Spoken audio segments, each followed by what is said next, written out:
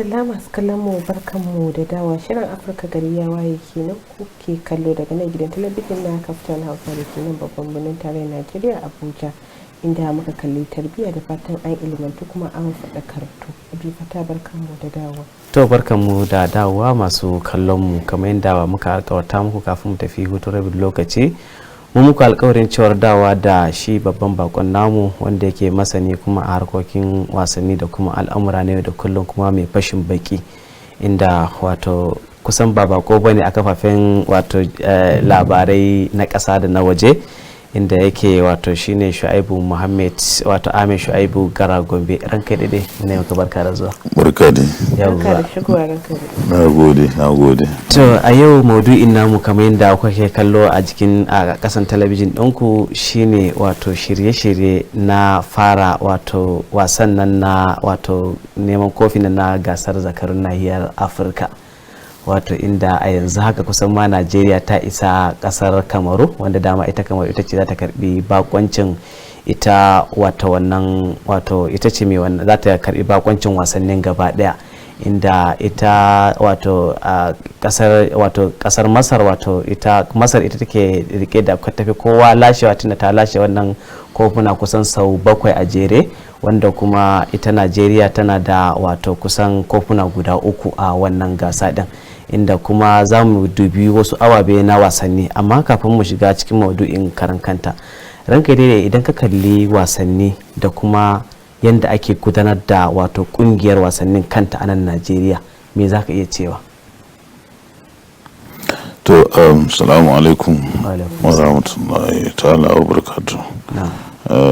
Na matukar farin ciki da Allah ya sa kuka gayyato ne zuwa wannan gidan talabijin na Kaftan mai albarka. Na da dan lokacin kwanakin nan ba da daɗewa ba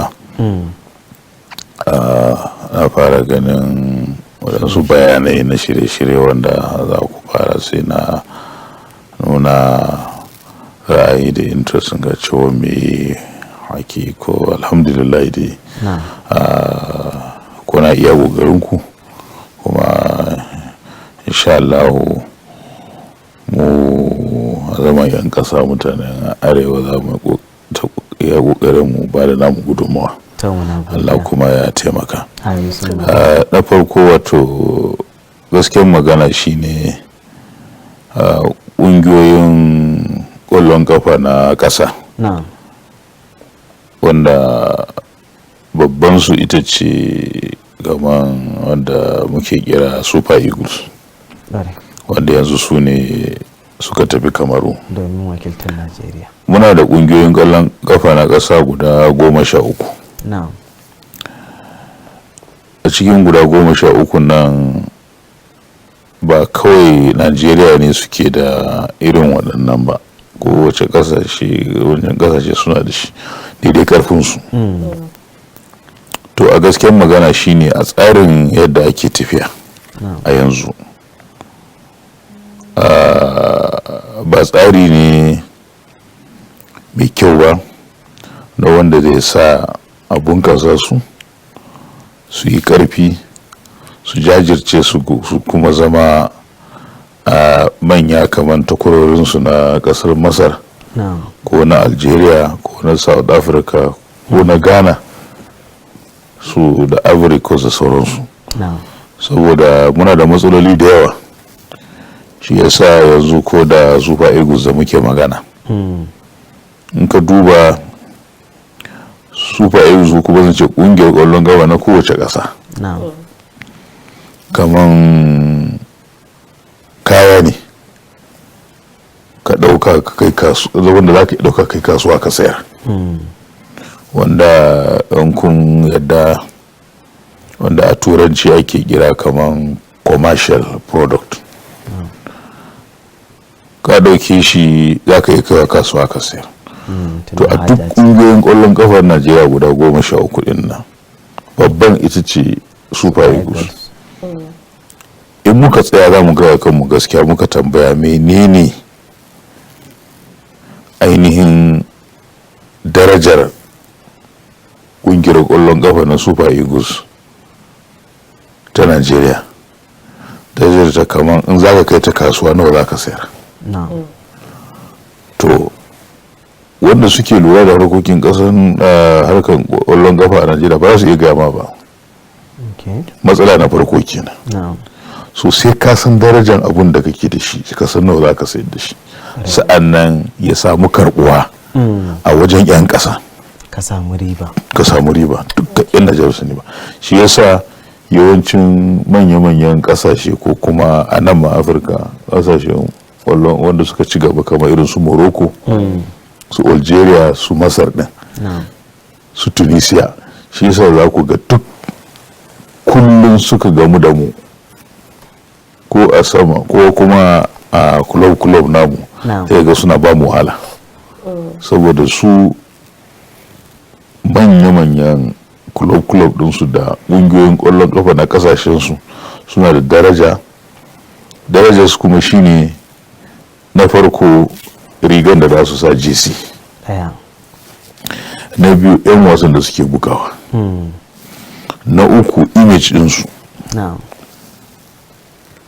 na hudu inda suke tafiyar da harkokinsu na wasa kamar camp. Yanzu a Najeriya wurin tsaya akan wannan abubuwa hudu. Yanzu a Najeriya sai ka samu ƙungiyar ƙwallon kafa na ƙasa ba ta da waje na musamman da dindindin za a ce nan ne camp ɗinta ko kuma nan ne duran da aka ce ana neman 'yan ƙwallon kafa na Najeriya masu buga na Super Eagles in aka ce ku zo camp ga inda za su taho. Matsala na farko ya ka ji yau a Bauchi, gobe Lagos, jibi Abuja, kame kullum babu takamamme.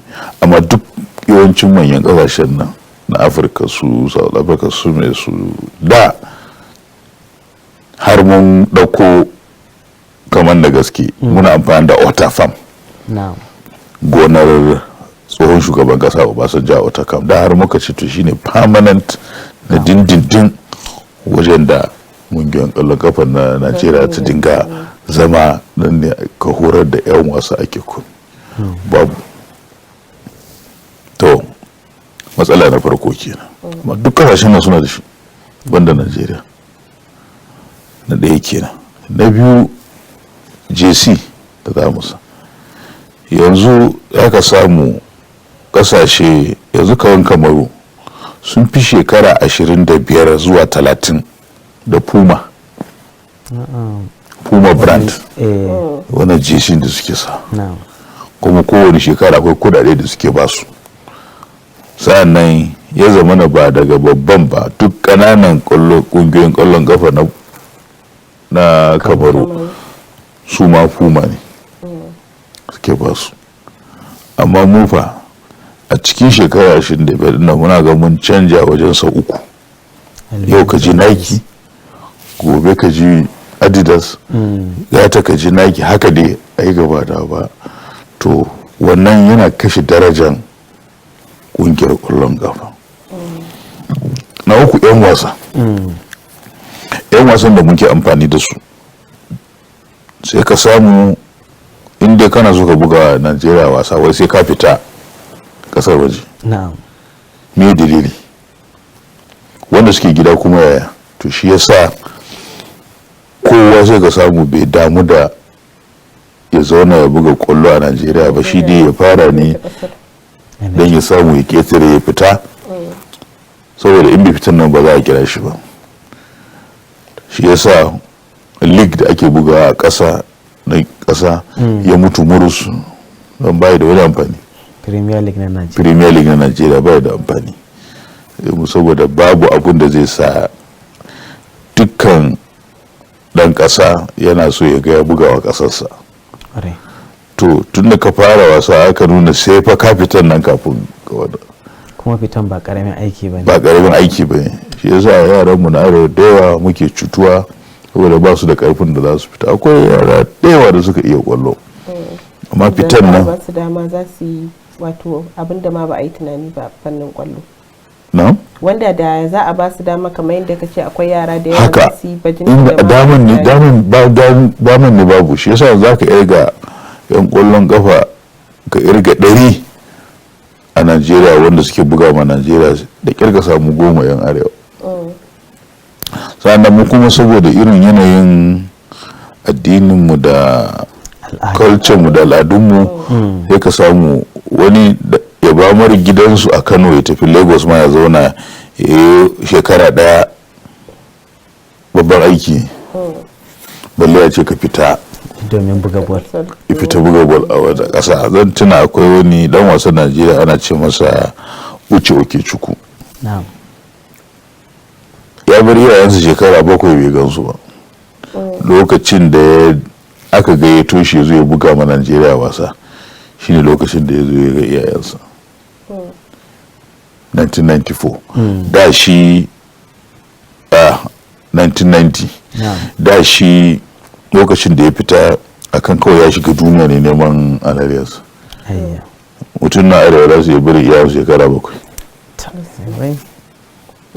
ba za mu iya ba daga rashe ba yanzu da yake wahala ya yawa amma a da kaga mutumin arewa ya bar iyayensa ya bar anguwarsu ya tafi ba zai yi ba.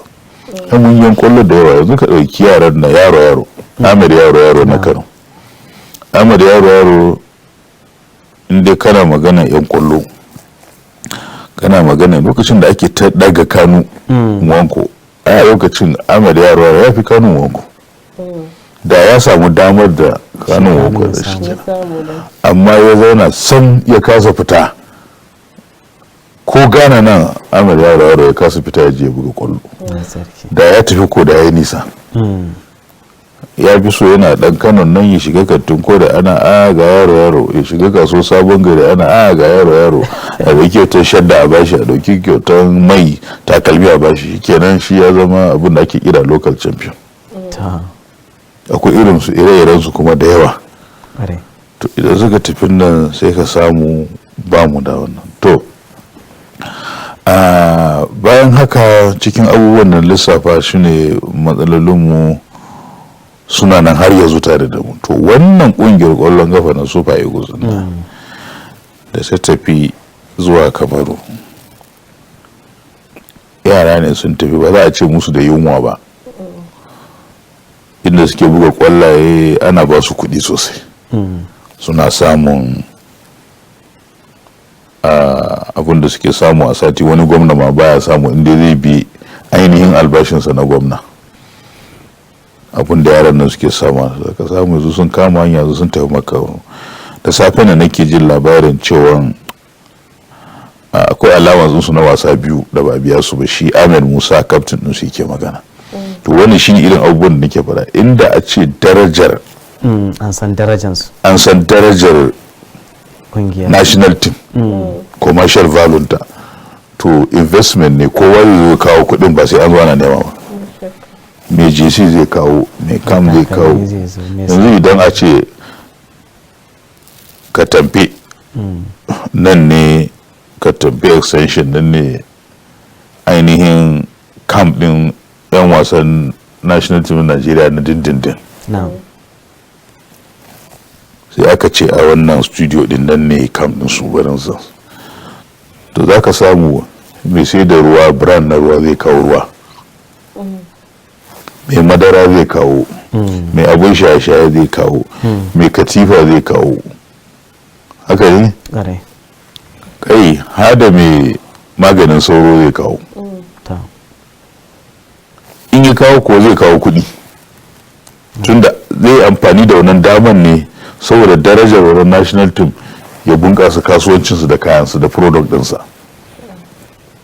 an gane abin da ke nufi yau wato shi ne abin da muke magana to idan yana kawo kudin nan tuko ba za ka samu ana kawo kudin nan inda zai amfani da su na ta hanyar da ya kamata to bai kamata kuma a ce an buga wasa yau an buga gobe yaran nan ba a biya su ba hakkinsu ba zai yi ba to shi ne ke maganan commercial brand. What is a commercial brand? Darajar national team na Nigeria ko shi sai brand product ne haja ce yawwa so yanzu dai an tafi Kamaru sai dai Allah ya kiyaye amma dai gaskiyar magana ba mu shirya ba.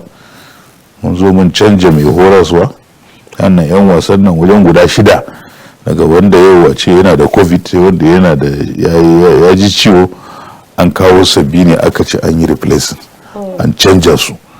to yanzu dai an dai tafi kama nan abubuwan da ya suna da yawa. In har muka yi wani abun kirki to sai da wani ikon Allah, amma ni kam aka bani a ra'ayina dama ba mu shirya akan mu je mu yi abun kirki ba. Aka ba kuma wasanmu na farko wanda za mu fara da su da Masar za a yi, da Masar wanda a shirye suke su, dama kullum suka haɗu da mu suna ban wahala. amma kuma tarihi ya nuna cewar ba su fiye yin nasara akan Najeriya ba. To wannan kaci tarihi ana maganar yanzu. Kwallo ai ba history bane, current affairs ba abin da kai jiya bane, na yau ake magana. To ba ga kalubalen da ya shafi ita yanzu kwallon kafa ta Najeriya ta kasar Kamaru a halin yanzu, domin fuskantar ita wannan babbar kungiya ta Masar wanda suka kara da su a ranar 9 ga wata na wannan wata da muke ciki. Sannan kuma akwai 'yan wasannin da babu a cikin wannan tawaga din, sannan kuma gashi an samu sabon mai horarwa wanda shi mu fara da shi shi shugaban mai horarwa mai horarwa da ya gabaci shi wannan sabo din, wanda rana kwatsam kawai aka waye gari aka sallame shi, wanda kuma har ya fito shi ma yana mai da martani cewar ba a kyauta masa ba. Idan kana kallon wasu kungiyoyi, idan muka kalli wasu kungiyoyi a kasashen turai da suke fama da irin wannan matsala din, saboda rashin nasara ya sa a kori mai horarwa, saboda rashin tabuka wani abu a kori mai horarwa a mai gurbinsa da wani ya rikon kwarya, duk da ma da shi wannan mai horarwa din an yi maganar cewar a matsayin rikon kwarya ne, wanda akwai su Jeje Okocha da su Kanu din suna daga cikin masu taimaka masa a bangaren wannan wasa da suka tafi a Kamaru. Ya kake kallon musamman ma idan muka ɗauki bangaren shi wannan mai horarwa da ya gabata da kuma shi wannan na yanzu, wanda shi kama dama ne yanzu tsohon dan wasa ne? To na farko shi wancan mai horas wanda aka kora wato Genaro, shi kansa lokacin da aka ɗauko shi aka kawo shi aiki me yake, ina yake, wace kungiya yake, wani ai ba za ka je Najeriya. shi sa na magana darajar kullum na magana darajar kungiyar kwallon kafa da ƙasa. Darajar kungiyar kwallon kafa ta ƙasa ta Najeriya ta fi karfin ka je kawai ka ɗauki mutum wanda ba a san shi ba a wani akan hanya kawai yana yawon banza a Europe kawai ka kawo mana shi. Abin da aka yi kenan. Shi Ahmad Jifini shugaban kwallon kafar Najeriya shine yake wannan kama karya. Na'am. Kawai ya je dauko wannan mutum ya kawo shekara 5 ya zai bata mana lokaci zuwa 6 mun zo zubin kore shi. Dan renin wayo har magana yake, har wai magana yake wai ba a kyauta masa ba. Ba a kyauta masa ba gaskiya in ka duba wani gefe, sannan kuma in ka duba wani gefe mu ma bai kyauta mana ba. To ba kyauta masa ba, wannan kuma laifinsa ne. A lokacin na yi ta magana na ce ya za a yi fa wani bature, inda bature ne sai dai a ji a duba DNA dinsa a ga ainihin bature ne kuwa. Ba baturen za ka ɗauko shi daga ƙasarsa ka kawo shi ƙasar ka wata 8 baka biya shi albashi ba, sa'an nan ya zauna. Mun taɓa wani bature ana ce masa Lagabak, ya mana shi ma ya horar da kungiyar kwallon kafa ta Najeriya. Wata 2 ne ma ko 3 ba mu biya shi ba. Ana tafiya a competition daga can kawai ya wuce ko dawa Najeriya bai ba kawai abunsa, kuma ya je ya sa ya kai karar mu FIFA sai da aka biya shi wannan wata 8. To akwai wani abu bayan da kuma baja musu ya zauna wata 8 ba a biya shi ba. Na ɗaya kenan. Na biyu, tun da ya zo barna kawai dinga mana. Menene barna? Ya kamata a lokacin da ya zo zuwa yanzu shekara 5 da ya kamata a ce ƙungiyar ƙafa ta Najeriya yanzu ba za ma a dinga har muna fargaban haduwa da Masar ba. in gaskiya ne. Irin ba mu wadan tarihi. na'am Akwai mai horaswa da ya taɓa horar da mu sunansa Clemens Westerhoff. na'am Da ya zo shekara 5 ya yi, a farko ya ce shi baya mana alkawarin komi, amma in ya je Nations Cup na farko, wato kamar wannan karawa da ake na nahiyar Afirka, ya je na farko ba zai mana alkawarin kofi ba, amma ba za mu ji kunya ba.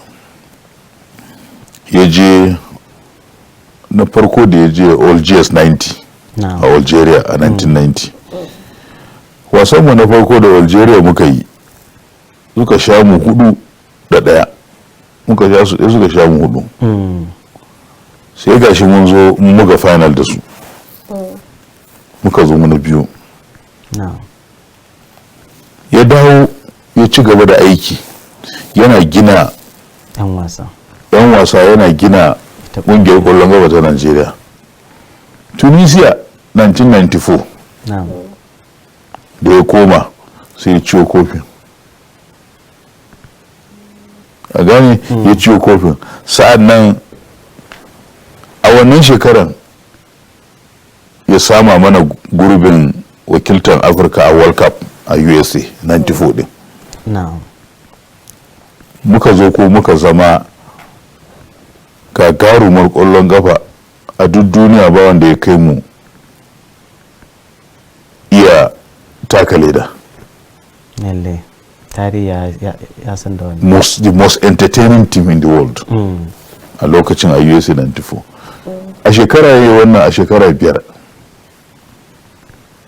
Da ya zo ba a ma gaya masa batun da ya san aikinsa.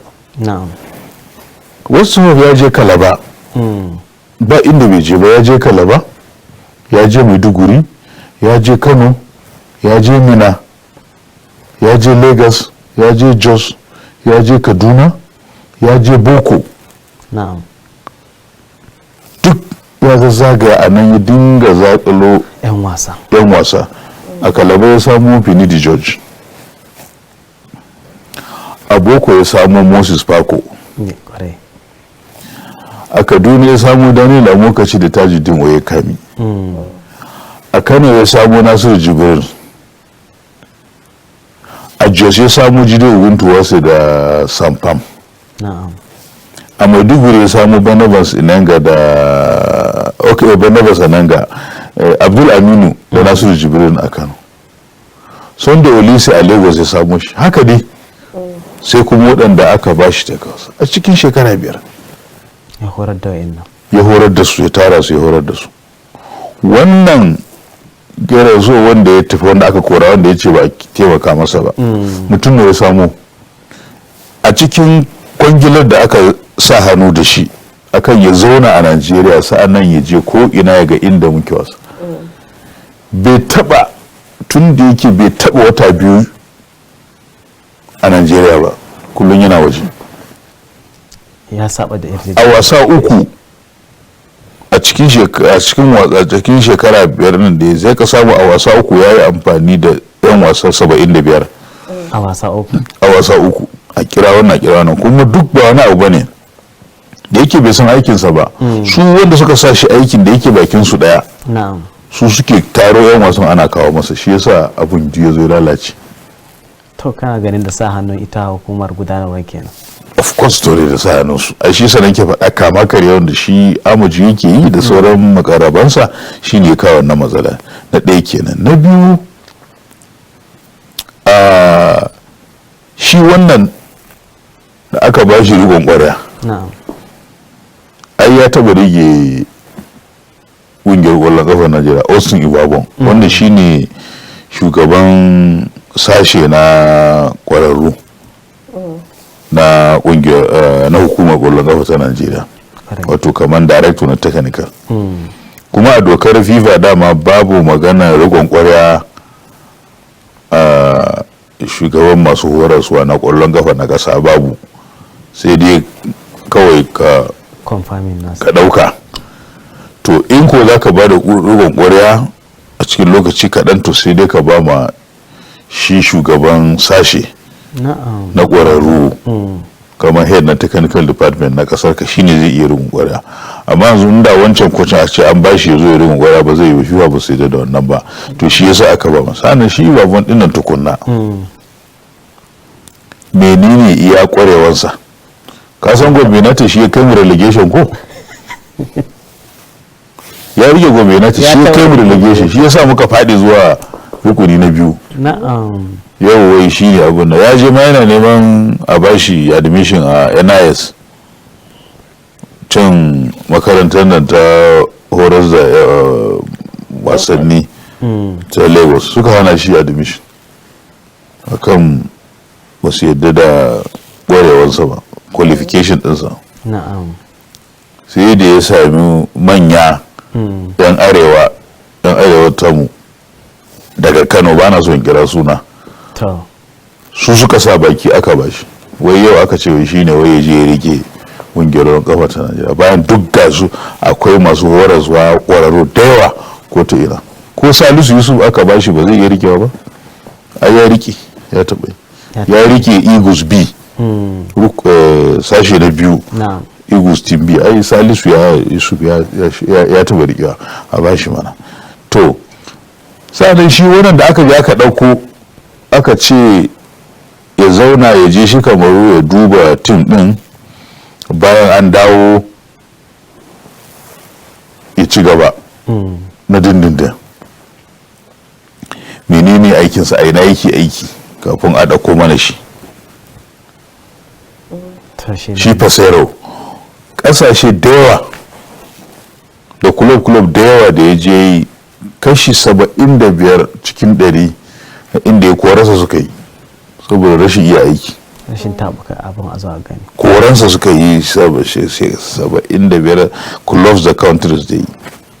ya je Saudi Arabia, ya je Venezuela, ya je duk kasashen da ya sun kore shi ne saboda shi. sa'an nan kawai saboda an mai da Najeriya shara, kwandon shara shi ne sai a ɗauko kowane yadda aka ɗauko a zo aka jefa shi.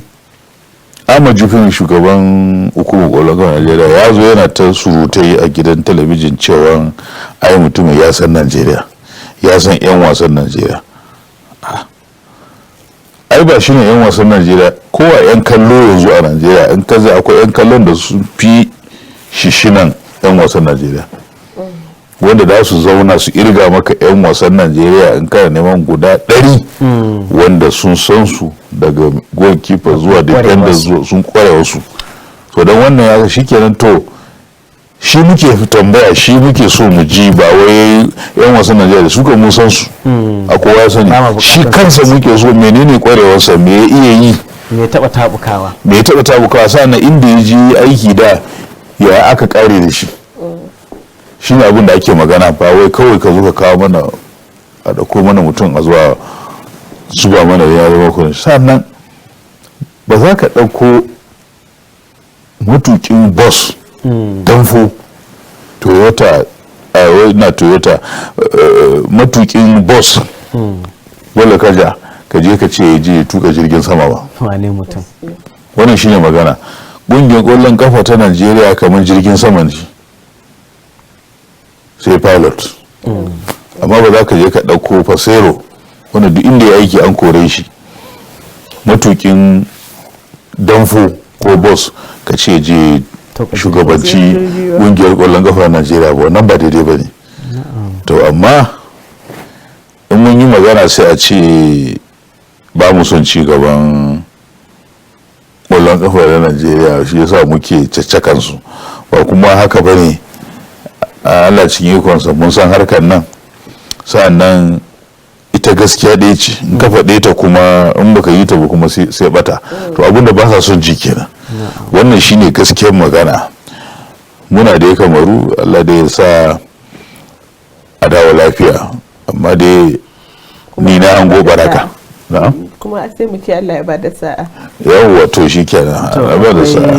wani lamari kuma da yake aukuwa a batun maganar daukan 'yan wasa, za ga sau da dama yawanci idan kalli wato tawagar 'yan wasan karan kansu za ka kusan idan aka tashi gayyato 'yan wasa ɗin ko kuma aka tashi ɗaukan 'yan wasa domin a horar da su su girma a mai da su zuwa babban shi wato ita kungiyar wato Super Eagles. To sau da dama wajen ɗauko 'yan wasan karan kansu akwai wani bambanci da ake nunawa na afifita wasu daga wani sashi zuwa wani sashi. Ya kake kallon wannan matsalar da ta dabaibaye wanda kuma kullum ana maganar ci gaba ne ake so a kwallon kafa a Najeriya? Wato harka na gayyato 'yan wasa ko kuma ɗauko 'yan wasa ko ɗauko 'yan wasa a Najeriya gaba daya wato cin hanci ne da rashawa da ya kashe abu. Subhana. Shi ya lalata shi da yake nan. Na biyu akwai son rai. Na uku shine kamar mu mutanenmu na arewa shi ne ke gaya maka irin matsalolin da ake samu, kuma wancan cin hanci da rashawar nan da rashin tsari shi ne ya sa mutanenmu na arewa, yaranmu na arewa ba sa samun ci gaba a wannan harka. Banda haka a yanzu halin ma da ake ciki muna da yaran suna can a wurin su lunguna a duniya. Duk duniya banda Brazil ba wanda ya kai 'yan Najeriya exporting 'yan wasa. Su ne na biyu. Nigeria is the second exporter of football talent in the world. Ba wanda ya kai Nigeria duk duniya banda Brazil. Akwai 'yan arewa namu, amma yawancin 'yan jaridanmu media journalist namu duk agents ne. Suma agents ne. In akwai dan wasa da yake Cyprus ko yana wani lungu a wani ƙasa Norway, inda ka san wani dan jarida za ka ba shi wani abu to zai zo ne kawai ta rubutu a kanka, ya ta magana a kanka har sai an kira ka. Wanda mu kuma yaranmu na arewa ba su da irin wannan. Wataƙila kuma kaftan sai ku fara taimaka musu. Na'am, insha Allah. A ba ku sunan su ku ta yi, wataƙila za ku yi. Sa'ana haka din ma ko da za ka yi din sai ka samu karbuwa wajen wanda suke lura da harkokin. In ba ka ba ka yi ta ihun dan wasan naka ba za ka kawo shi ba, za a kira shi ba. Kare da gaske. Wani lokaci yana so a rufe ma baki sai a ce to a dan kira shi. Aya ko wani wasa da Kebat ko da wani Burundi, bari mu kira shi, ai an kawo shi kam shi kenan kai an gama da kai, sai kuma a jira wani shi ma za a ba shi dama. Wallahi kai yawanci za ka samu 'yan wasanmu ana kiransu ne, ana gayyatan su ne saboda waye rubutu a kansu a jarida, waye magana a kansu a kafafen talabijin ko kuma kafafen sada zumunta, social media. To shi kenan sai a nan za a kira shi da yake. Bayan haka gaskiyar magana shine kuma yaranmu ba su da wannan samun wannan goyon bayan na a ɗauke su a kai su waje. Aka samu tiket yanzu ba inda za ka je in dai ba Kotono za ka tafi ba, sai ka kashe 200,000 200,000 kafin ka ƙetara. Wani kuma abin da zai ci ma da iyalinsa matsala ne. To yana da yara kullum muna ganin su, muna jin labarin su, ana kawo mana maganin su, a ce a samu a fidda su, ana su kuma a ɗaukaka su don su samu karbuwa a ji labarin su. To kuma arewa ba mu yi sa'a ba, yawancin wanda yanzu da aka samu irin waɗannan gidan talabijin naku da rediyo, ba mu da gidajen media da za su dinga magana game da interest mu da mu ma samu namun. To can ka samu daga an tashi an yi ihu a kai, to shi kenan. Ko irin su Amir Musa dinnan da sauransu, ka duba su Amir Musa, su yaro wasu yaro su baba yaro da suka dan yi fice din nan, sai ka samu su Daniel a lokacin nan duka, sai ka samu a yawanci yan arewa ne kam, amma ka samu ko dan arewa Hausa Fulani babu a cikinsu, babu, ba za ka samu ba da garaje ba. Wanda suka aka dan samu din irin su wani yara su ne suka ki fita. Mun yi mawani a Gombe, ya manta in kira sunansa Manu Garba, shi ma haka. Manu in dai aka ce midfield ne to sai dai la masha Allah, amma duk ya gama kwallonsa a Gombe duk waɗannan ya da ne su Kano wani Friday Ekpo su herin wasu ai Manu Garba da ya fita da duk ya fi su dama ce. To shi yasa kullum ake mana irin wannan zagon kasan sai ka samu ba ma samu, amma kuma akwai rashin seriousness sa kai a wajen yaran mu. Bari baka just misali guda biyu kawai. Daya zan kira suna, daya ba zan kira ba. Sani Toro yana secretary general na hukumar kwallon kafa na Najeriya NFA a Lagos. Ya dauki bidiyon wani tun lokacin ana amfani da VHS kaset din nan na wani shahararren dan wasan kwallon kafa dan arewa sai ya ba ma West Hope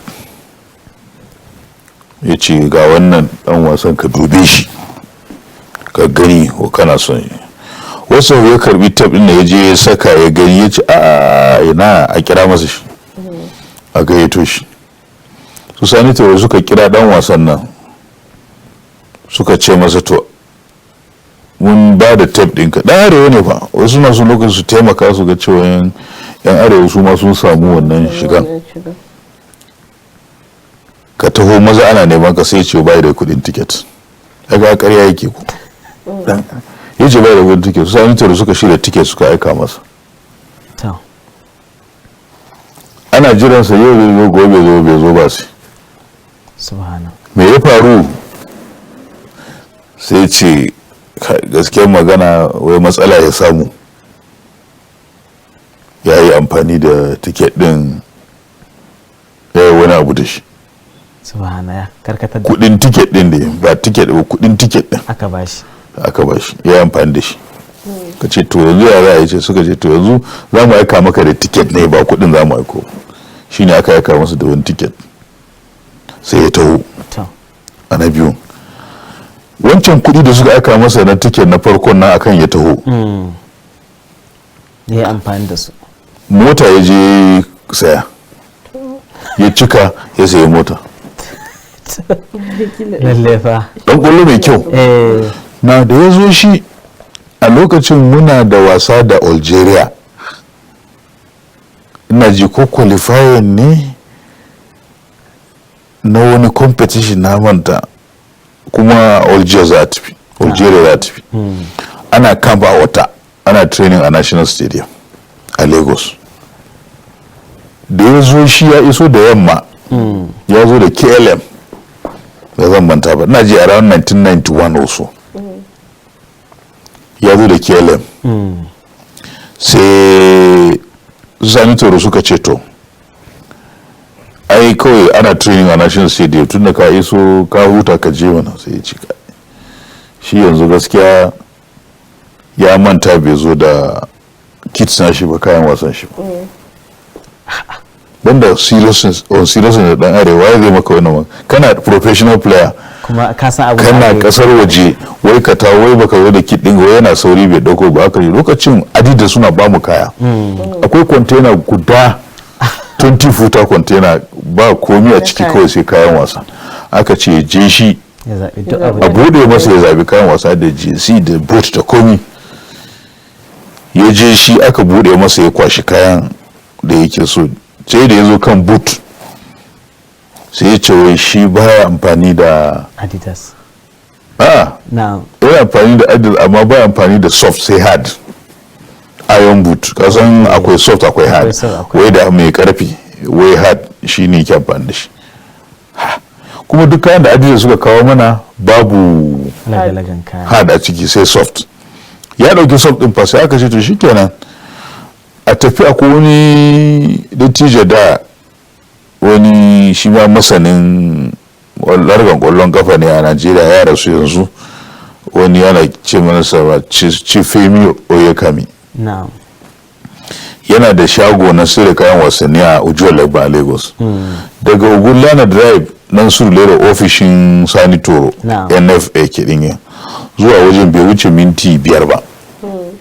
Za za ka hawa abun hawa ojiyar lagba zuwa surulere zuwa ogulana drive zuwa surulere aka ce a je shagon a ɗauko duk kalan takalmin da yake so aka je aka ɗauko masa kalan takalmi iron din da adidas din da me kuma aka kawo masa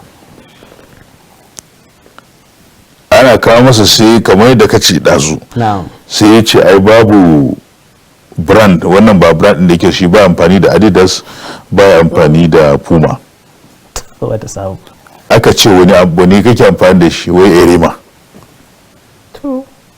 wani karami aka ce ai babu erema sai wani ya ce a shi akwai inda zai je damo erema a mushin mushin ya tafi mushin aka je a kawo erema kai wata tsiya da ya bulo da shi kuma sai ce ai ereman nan sabo ne in yi amfani da sabon takalmi zai na ci masa kafa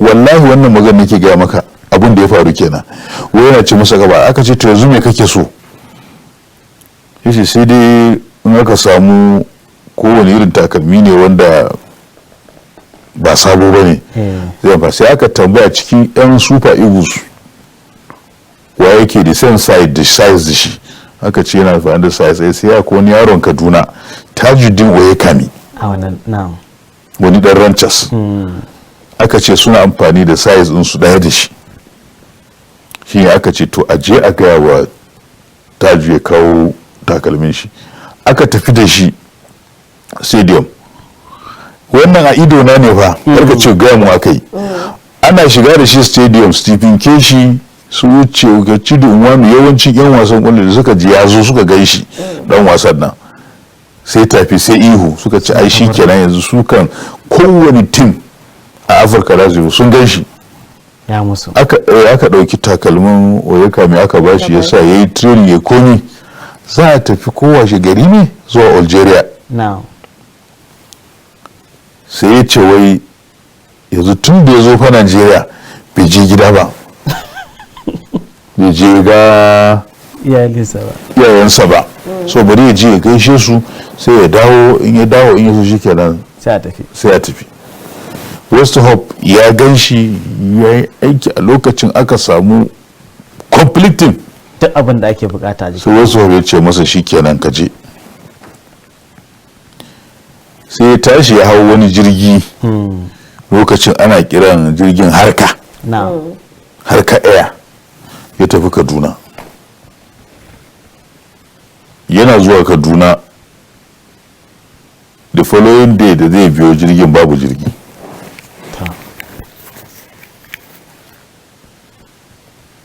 tafi Algeria da bai je ba kenan to wannan hidima da aka yi a asara wanda abun da aka yi ɗaya kenan na biyu da nake so in baka suna da yawa duk harkar yan arewa ne wannan gaya maka cikin matsalolin da muka samu tun daga baya muka samu serious disconnect da wasu ya taimake mu sosai a lokacin sa ai ya samu yan wasa daga arewa da yawa ai wadda cikin waɗanda na irga nawa ne ya samu a arewa waɗanda shi ya gansu Amina ya samu Tijjani Babangida na gaya maka ɗazu to raka da ina ganin da wannan kalma na gurguje gaban guda ɗaya muna da minti ɗaya da ya rage mana musamman da aka iya cewa ba alaba shi idan muka samu lokaci ma iya gayyato ka wani karon lokaci ya ja minti ɗaya muke da shi ma ya rage mana to ina ganin za mu dakata a nan ko kuma za ka ƙarisa to bari ƙarisa sai na ce kaga duka waɗannan da ya samu Tijjani Babangida Samfam Moses Pako, Barnabas Menga, Daniel Amokaci, Tajuddin Oyekami duka anan arewa ya samu su da kansa su Nasiru Jibrin Abdul Aminu duka anan arewa ya samu su so sai ya ga cewa akwai fatalansa arewa shi West Hope ya ce akwai fatalan arewa yana so ya taimake mu wancan da nake magana dan arewa ne yayi ya zo ya wannan sannan na biyu da nake so in baka shi ma shi kuma daga Kano ne shi ma dai dan arewa ne dan arewa shi already ya riga ya sama masa club ma a wata kasa a kasar su a Holland sai ya dauko shi daga Ota ya kawo shi daga Kam ya kawo shi Surulere ya sa shi a hotel ya hada shi da Bonfire Joe akan zai kai shi airport zai wuce da shi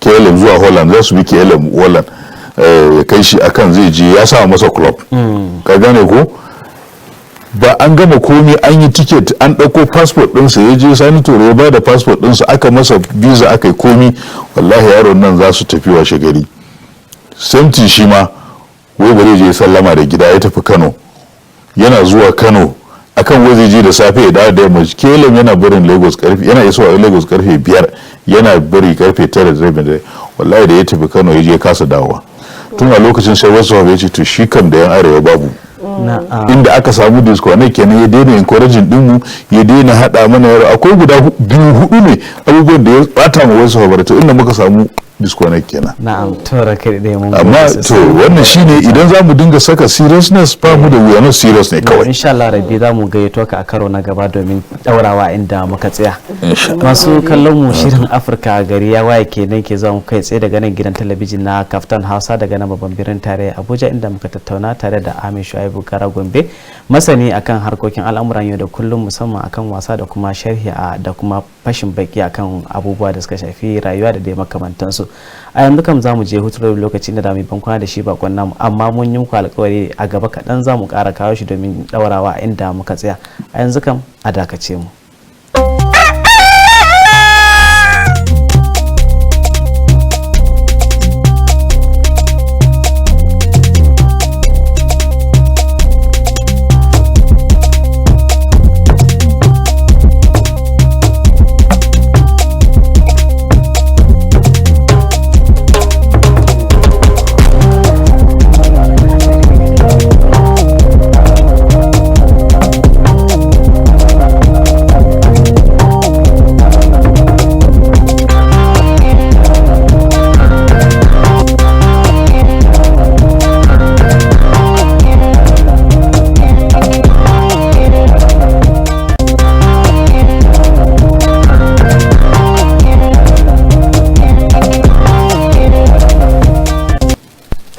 da labarkanmu da yanzu kuwa a gurguje za mu tattara ya namu saboda lokaci ya kawo jiki a fata barkanmu da dawo to masu kallo to muna godiya masu kallo duka an ce wai laifin daɗi karewa duka anan zamu dasa aya sai kuma wani lokacin idan Allah ya kai mu a shirin Afirka gari ya waye da yana zuwa muku kai tsaye ne daga nan gidan talabijin na Kaftan Hausa a kowane ranaku daga Litinin wato zuwa Juma'a inda shirin yake fara da misalin karfe 7 ya kuma kare da misalin karfe 9 tare da fatan za ku ci gaba da kasance da akwatunan talabijin ɗinku a madadin hukumar sashen al'amura na yau da kullum na gidan talabijin na Kaftan Hausa sunana Abdul Fattah na jagoranci shirin tare da abokiyar aiki na Fa'iza Yakubu Aliyu sai kuma shi bakonmu Ahmed Shuaibu Gara da kuka mu tare da shi muke muku fata alkai da fatan za a wani cikin koshin lafiya.